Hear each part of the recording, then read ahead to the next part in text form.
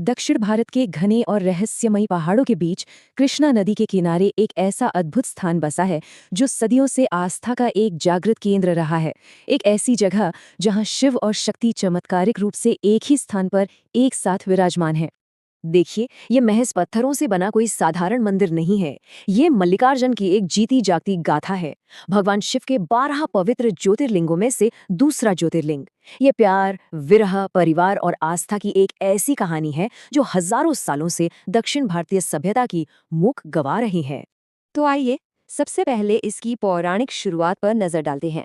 मंदिर के ये पत्थर तराशे जाने से बहुत पहले की बात है। इस पवित्र स्थल का जन्म असल में एक ईश्वरीय पारिवारिक विवाद से हुआ था।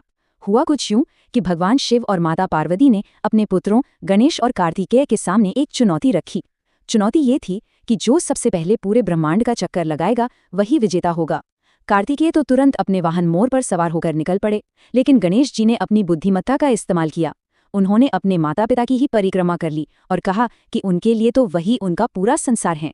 जाहिर है, इस हार से कार्तिकेय गहरे क्रोध और दुख में डूब गए।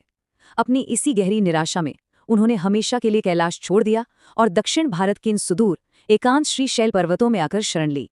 अब माता पिता के लिए अपने बच्चे से दूर होना कितना मुश्किल होता है, ये तो हम समझ ही सकते हैं। अपने पुत्र से अलगाव के इसी विरह के चलते भगवान शिव यहाँ मल्लिकार्जुन के रूप में प्रकट हुए और उनके साथ माता पार्वती भ्रामरांबा के रूप में स्थापित हुई। इसी एक घटना ने इस स्थान को इतना दुर्लभ बना दिया, एक ही परिसर में ज्योतिर्लिंग और शक्तिपीठ दोनों का एक साथ होना। लेकिन जरा रुकिए, ये तो हो गई पौराणिक मान्यताओं की बात। अगर हम इन अलौकिक कथाओं से बाहर निकलकर देखें तो एक बड़ा सवाल सामने आता है। आखिर प्रामाणिक इतिहास इस विशाल पाषाण मंदिर की शुरुआत के बारे में क्या कहता है? आइए तथ्यों की सच्चाई को समझते हैं। चलिए प्राचीन ऐतिहासिक संदर्भों की बात करते हैं। ऐतिहासिक दस्तावेज बिल्कुल साफ बताते हैं कि यह पूरा पर्वतीय क्षेत्र हजारों वर्षों से दक्षिण भारतीय सभ्यता का एक बहुत बड़ा केंद्र रहा है। महाभारत हो, स्कंद पुराण या फिर शिव पुराण, इन सभी बेहद प्राचीन ग्रंथों में इसी सटीक भौगोलिक स्थान की असीम महिमा का पूरा जिक्र मिलता है।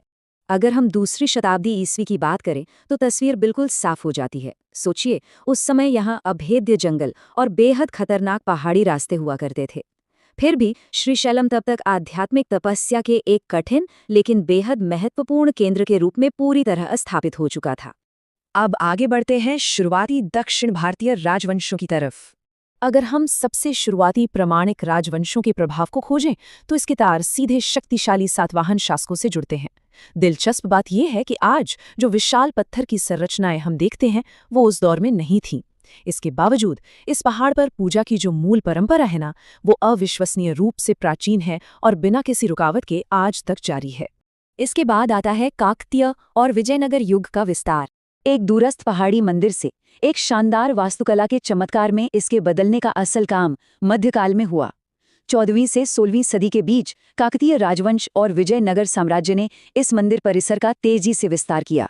विशाल गोपुरम बनाए गए, पत्थरों पर जटिल नक्काशी की गई और बेहद भव्य मंडपों का निर्माण हुआ।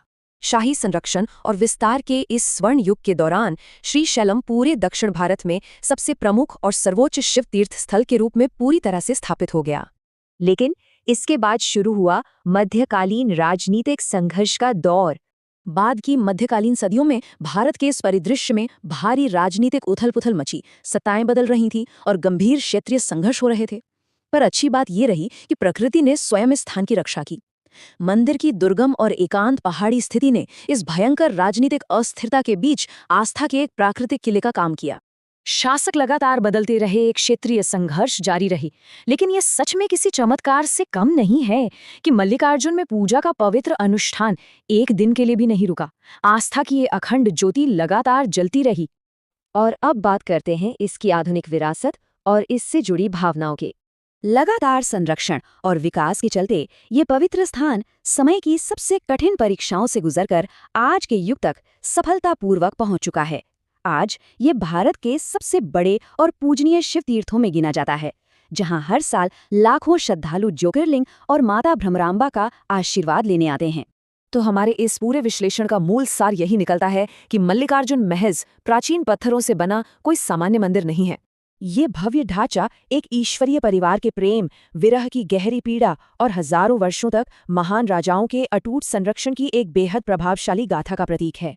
आज श्रीशैलम को देखने का अर्थ है उस अद्भुत और जीवंत चौराहे को महसूस करना, जहां अलौकिक पौराणिक कथाएं और हमारा प्रामाणिक मानव इतिहास मिलकर एक अखंड शक्ति बन जाते हैं। इन सदियों पुराने पत्थरों को देखकर मन में एक बहुत गहरा विचार जरूर आता है। क्या ये इतिहास है जिसने इस आस्था को जीवित रखा है, या फिर ये आस्था ही है जिसने इस इतिहास को इतने सालों तक सहेज कर रखा है? इस विचार के साथ हम आज के इस विश्लेषण को यहीं विराम देते हैं।